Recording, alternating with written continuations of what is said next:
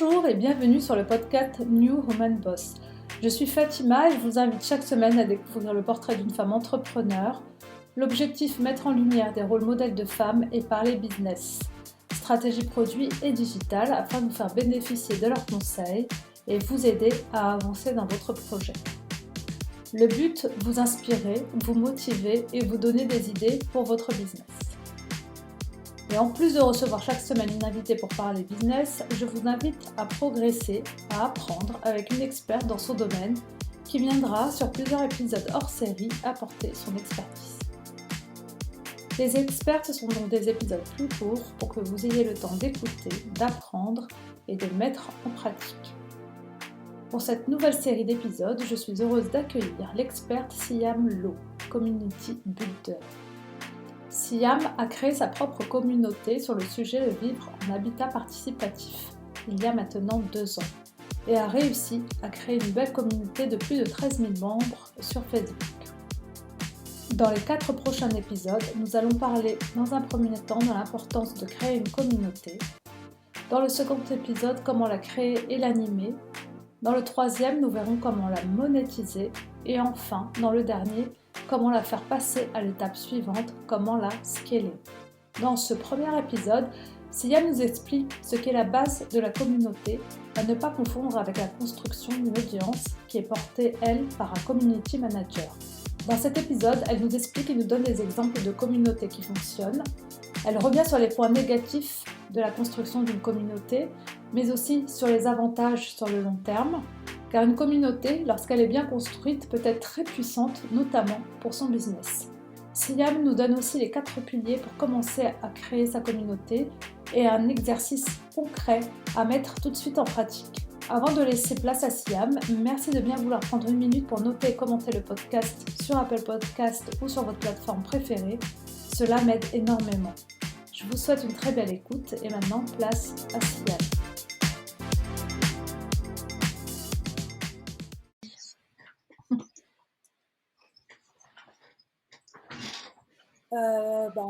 Bonjour Siam. Hello, bonjour Fatima.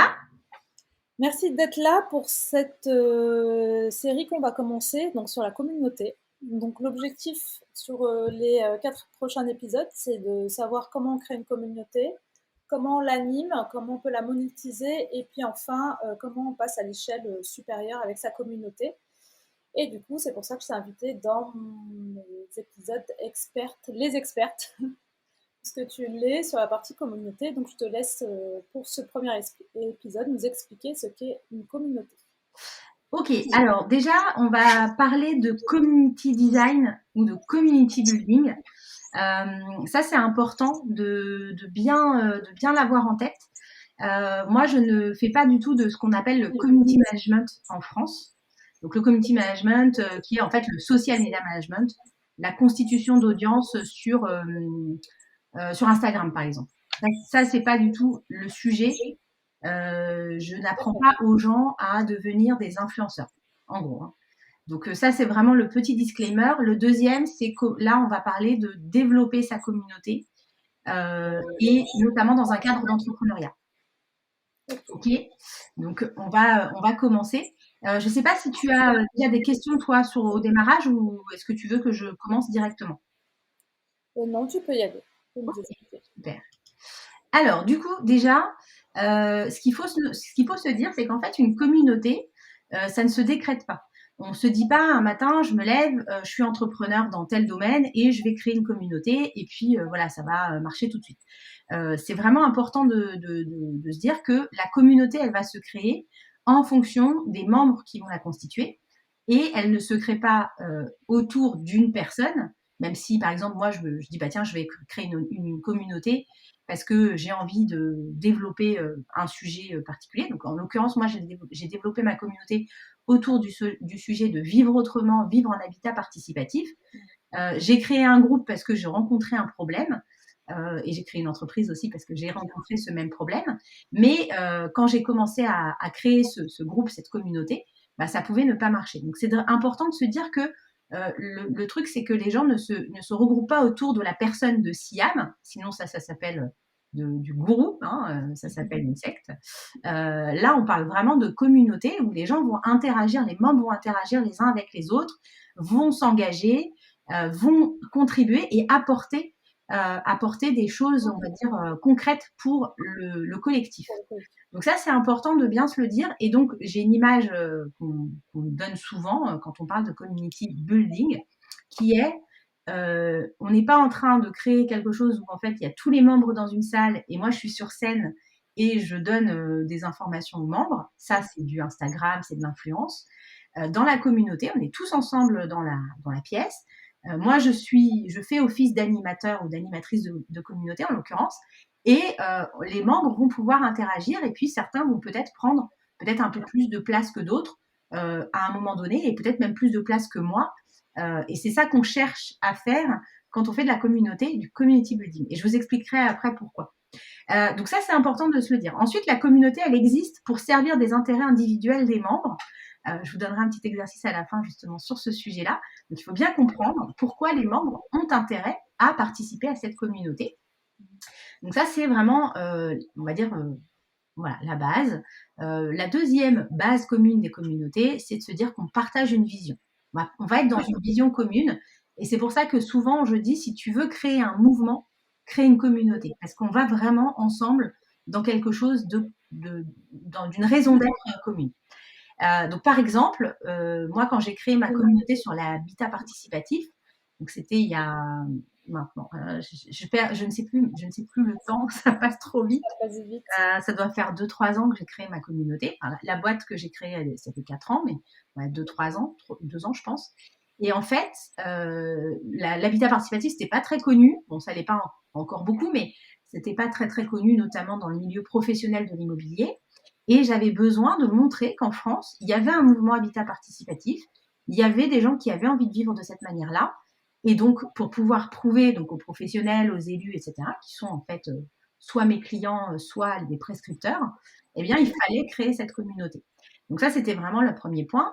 Donc, on partageait cette vision commune avec les membres de ma communauté, de se dire, il y a une manière de vivre autrement, donc on va partager des choses ensemble. Donc ça, c'est, on participe à un mouvement. D'ailleurs, moi, je vous encourage vivement à regarder 2 choses, pour ceux qui ça intéresse. Donc, une petite vidéo que vous trouvez sur YouTube, qui s'appelle le Dancing Guy. J'aime beaucoup cette vidéo parce que ça représente ce que c'est le lancement d'une communauté. Il y a un gars qui danse tout seul comme ça, un peu ridicule. Puis il y a des personnes qui vont commencer à le rejoindre, donc c'est les followers. Et puis à un moment donné, il y a une masse de gens qui le rejoignent et qui vont danser tous ensemble. Et c'est vraiment ça, je lance cette communauté. Donc ça, je parle vraiment du début. Donc ça, c'est vraiment la communauté. Ou alors, vous pouvez lire également Le marketing de tribu, qui est un livre de Seth Godin, qui représente bien ce que c'est la tribu, plus que la communauté d'ailleurs, mais surtout comment, en fait, on contribue à lancer un mouvement. Et en tant qu'entrepreneur, c'est intéressant de contribuer à ce mouvement-là. Donc voilà, ça, c'est, on va dire, les règles de base quand on crée une communauté. Et je voulais quand même qu'on reparte là-dessus pour qu'on soit tous bien d'accord sur ce que c'est qu'une communauté. Et quand on va créer une communauté dans un intérêt lucratif, on ne va pas le créer autour d'une marque, on ne va pas le créer autour d'une entreprise, on le crée autour d'une raison commune. Voilà. Donc ça, c'est important de bien l'avoir en tête. Ensuite, quand on va créer sa communauté, on a plusieurs intérêts. En tant qu'entrepreneur, c'est intéressant de le faire. Alors, non pas pour communiquer sur sa marque ni pour vendre. Ça, c'est pareil, quand on crée une audience. On donne énormément de contenu, on donne énormément de valeur avant de commencer à vendre quoi que ce soit. Et on en parlera, je crois, dans l'épisode numéro 2, ou non, 3, pardon, sur justement comment je monétise, comment je vends à ma communauté, parce que c'est très, très subtil. Et si on se plante, voilà, ça peut ne pas marcher. Donc, il faut faire attention à ça. Donc, je vous expliquerai comment on peut le faire de la meilleure manière pour monétiser. Mais pour tirer, en fait, le meilleur parti d'une communauté quand on est entrepreneur, donc, si je suis une association, donc ça c'est autre chose, mais si je suis un entrepreneur, ça va me permettre de motiver des gens, de les engager autour d'un sujet commun, d'un mouvement commun, d'avoir des retours pertinents par rapport à sa boîte, parce que c'est vrai que ça permet de co-construire, on va dire, c'est un mot qui est un peu à la mode, mais c'est pas mal de l'utiliser. Ça permet de co-construire son produit, de co-construire son service, de co-construire son offre, et d'avoir des retours pertinents de bêta-testeurs. Donc ça, c'est l'intérêt pour un entrepreneur. Et quand on a un petit peu plus avancé, enfin quand on est un peu plus avancé, eh bien, ça permet de créer un sentiment d'appartenance. On appartient à la famille des habitants participatifs. On appartient à la famille des mamans, des jeunes mamans solo, par exemple, parce que j'ai vu aussi des communautés là-dessus. Donc, c'est vraiment, on appartient à un groupe, en fait. Et Qui pour nous ceux ressemble. alors oui, qui nous ressemblent, en tout cas qui ont les mêmes problématiques, parce qu'on se ressemble pas tous, mais en tout cas on a les mêmes problématiques à un moment donné. Mhm. Et je ne sais pas si tes auditeurs sont des pros du marketing, mais pour ceux qui ne connaissent pas, ou même pour ceux qui connaissent, en marketing, on utilise un outil qui s'appelle la pyramide de Maslow. Et donc, ça récapitule un petit peu les besoins un peu fondamentaux qu'on a, et donc de pouvoir se positionner dans cette pyramide par rapport à son offre. Et bien là, on est dans la communauté, on est vraiment dans ce côté de besoin d'appartenance, et c'est un besoin fondamental de l'humain d'appartenir à un groupe social. Donc la communauté, elle joue ce rôle-là. Donc ça, on va dire, c'est vraiment pour tirer le meilleur parti de la communauté, il faut avoir ça en tête.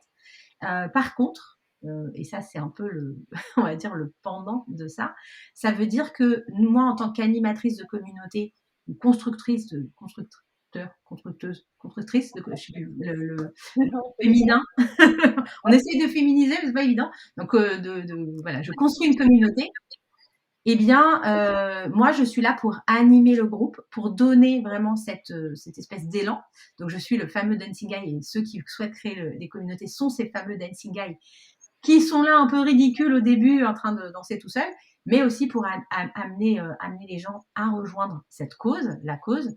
Et ça veut dire qu'à un moment donné, il faut accepter de perdre un peu le contrôle, notamment si on veut que la communauté fonctionne, si on veut que les membres s'engagent, et si on veut scaler sa communauté. Et ça, on l'abordera dans le volet numéro 4 de cet épisode. Je ne sais pas si tu as des questions déjà à ce niveau-là. À ce niveau-là, donc si j'ai bien compris, donc on crée une communauté parce qu'on part de sa problématique, donc on a envie de la partager avec d'autres qui ont la même problématique que nous. Voilà. Et ensuite, donc on n'est pas, comme tu disais, la personne centrale de la communauté. L'objectif, c'est que tout le monde participe et que la foule se mélange, C'est ça. que chacun apporte des réponses à des questions que peuvent se poser les gens dans la communauté. Voilà, c'est C'est ça. très participatif. C'est tout à fait ça.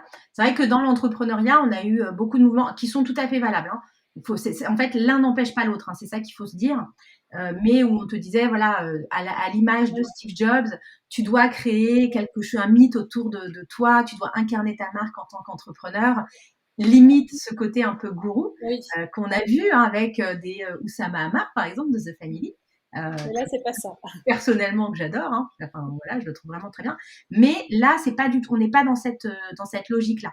Donc, ce qui peut être intéressant, parce que soit on est à l'aise avec les deux aspects, et dans ce cas-là, vous faites les deux, hein. Enfin, c'est tout à fait possible.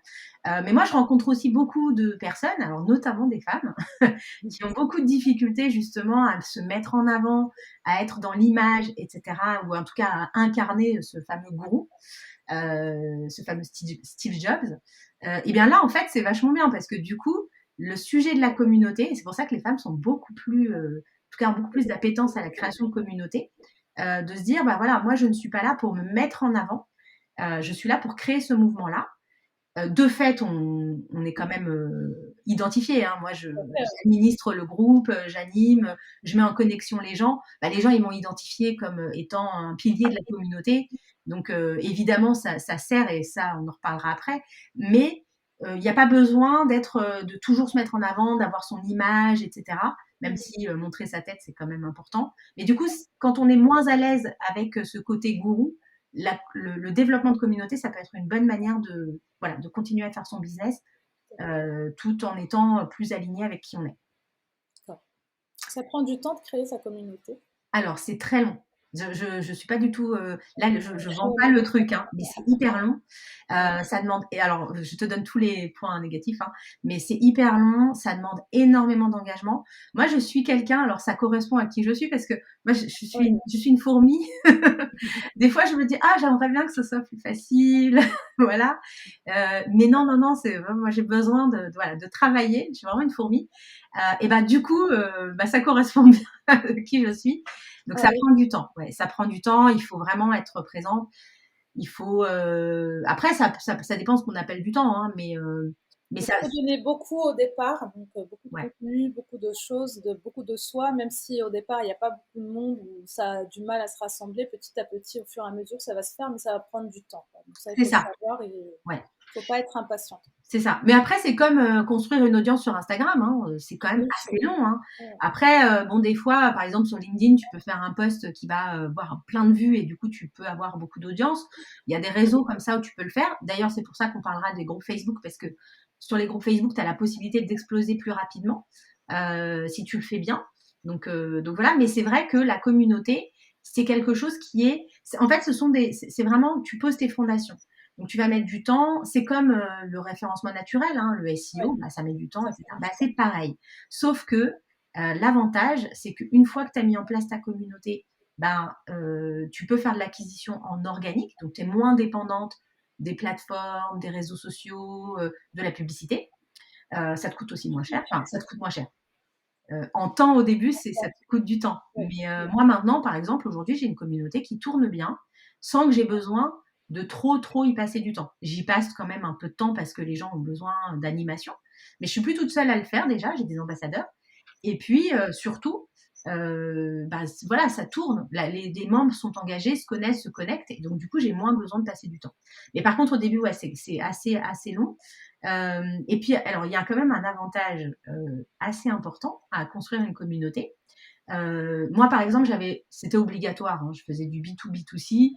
Si je voulais faire du lobbying auprès des promoteurs immobiliers, en l'occurrence, c'était mes clients, il fallait que je puisse leur prouver qu'il y avait un mouvement, sinon ils n'y allaient pas. Enfin, tu vois, Oui, ils n'y seraient oui, pas allés. oui. Donc voilà, si on a une marketplace, souvent moi j'ai des clientes qui me disent, en fait j'ai besoin d'avoir, enfin je mets en relation des professionnels avec des particuliers, mais je ne sais pas quel côté il faut que je fasse au début, tu vois, est-ce qu'il faut que j'aille faire de l'acquisition en B2B ou de l'acquisition en B2C, tu sais, c'est un peu l'œuf et la poule.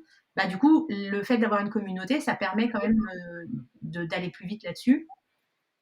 Et puis, comme le référencement naturel, en fait, comme c'est très long à mettre en place, et du coup, quand on a une communauté qui tourne et qu'on devient les référents dans le domaine, eh bien, pour les concurrents, c'est plus compliqué de te prendre la place. Donc, ça crée une barrière à l'entrée qui est aujourd'hui pas négligeable. Quand on voit que, aujourd'hui, en termes de, enfin, t'as pas besoin d'un capital élevé pour lancer une entreprise, t'as pas besoin d'avoir une tech élevée, ou d'avoir une connaissance tech importante, hein, avec le no-code. Donc, le fait d'avoir un bon placement SEO, d'avoir une communauté, etc., ça te permet de créer une barrière à l'entrée. D'accord. Donc, voilà. Donc, il y a quand même des intérêts à créer sa communauté. Intérêt. Voilà. Il y a les avantages et les inconvénients. Ouais, c'est ça. C'est comme tout.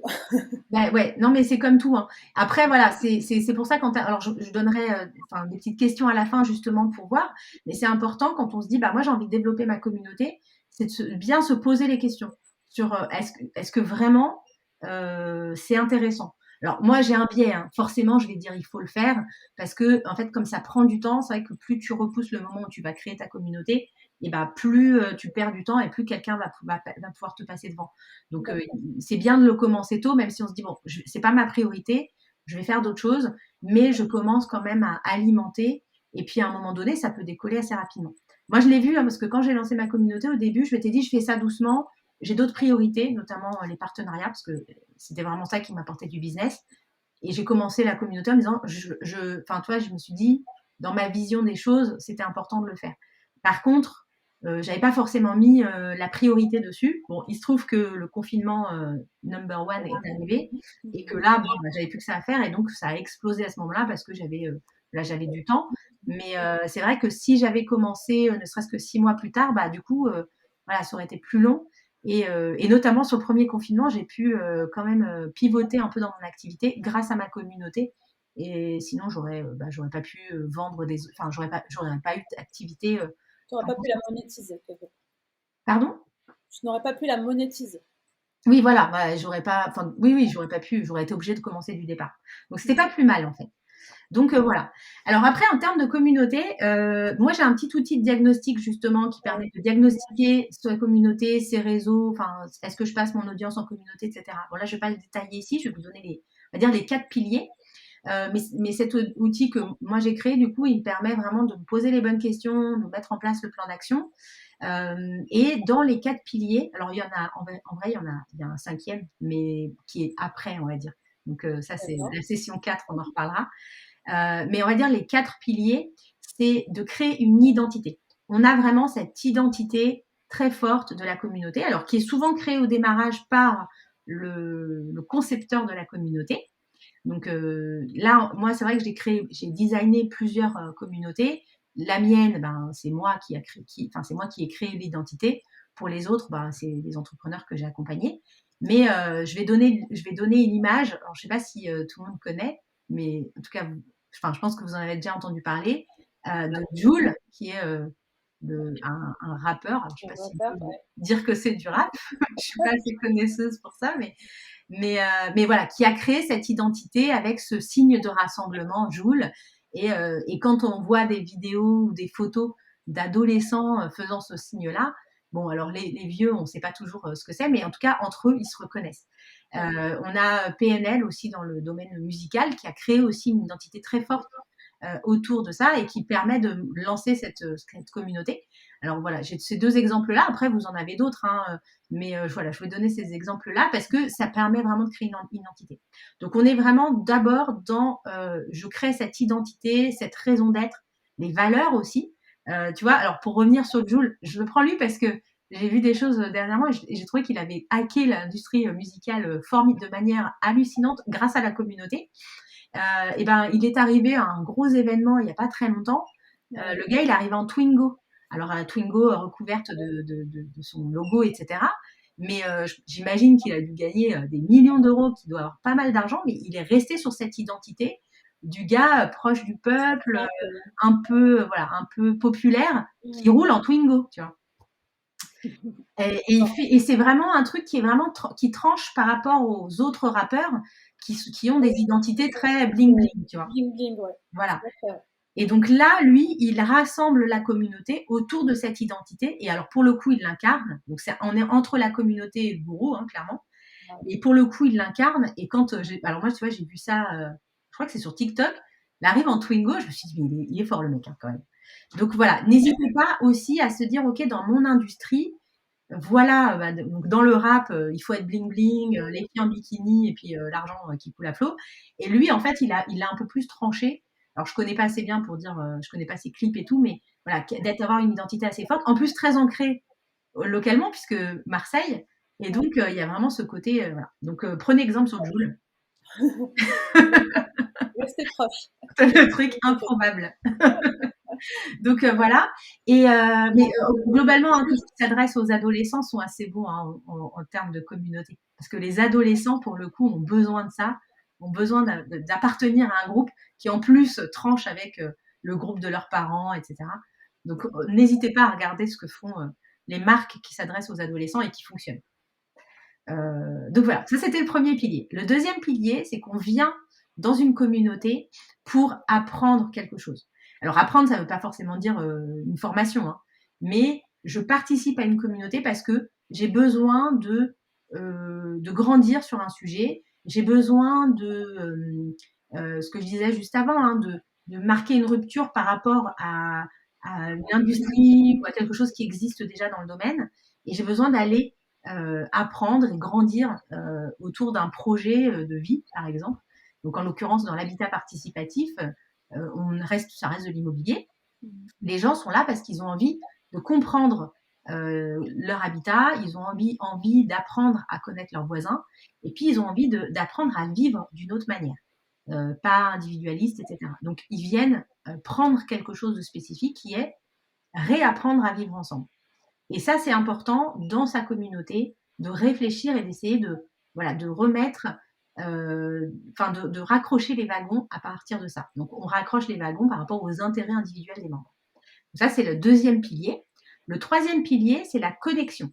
Alors ça, c'est un point qui est un peu compliqué aujourd'hui parce qu'on a de la collection en ligne, la collection hors ligne. Donc, on l'abordera dans la deuxième session, mais la stratégie de plateforme, comment je vais connecter mes membres. Est-ce que je fais un groupe Facebook? Est-ce que je fais un Slack? Est-ce que je suis sur, je sais pas, Telegram, forum, etc. Voilà. Donc, c'est vraiment la plateforme. Et puis ensuite, on a aussi des connexions qui doivent se faire hors ligne. Donc, des événements, des rencontres, des apéros, etc. L'idée, c'est on a un impact ensemble. Voilà. Et donc, il faut pouvoir se connecter. Donc là, moi, on raccroche un peu à ce que font des réseaux professionnels. Hein. N'hésitez pas à regarder. Alors, c'est pas de la communauté, c'est du réseau, mais notamment les clubs business, etc., qui créent des événements et qui permettent en fait de se rencontrer, d'échanger dans la réalité, voilà, d'être sur quelque chose d'un petit peu différent. Et puis après, sur les événements en ligne, alors nous, Fatima, on s'est rencontrés chez Gold Up. Donc voilà, il y a un truc qui est vachement bien, c'est le chat roulette, où on se rencontre entre nous, voilà, on échange sur un Slack. Et puis, il y a eu des rencontres physiques, parce que nous, on s'est rencontrés ensemble. Voilà, il y a des apéros qui se font, etc. Et ce qui est important, c'est que les événements, il faut les initier nous-mêmes en tant qu'animateurs de communauté. Par contre, on se dit qu'on a réussi au moment où les membres organisent entre eux les événements. Voilà. Donc, il ne faut pas hésiter à le faire parce que ça permet de créer des choses. Après, moi j'ai un exemple, par exemple, je ne sais pas si tu connais Sissi Mua, qui est fitness coach, voilà, qui a lancé une application plutôt bien faite. Et Sissi, pendant le confinement, elle proposait des lives quotidiens. Donc tous les soirs, voilà. Alors moi, j'ai pas fait des lives quotidiens. Tous les soirs. Voilà, j'ai préféré augmenter la taille de. Pardon?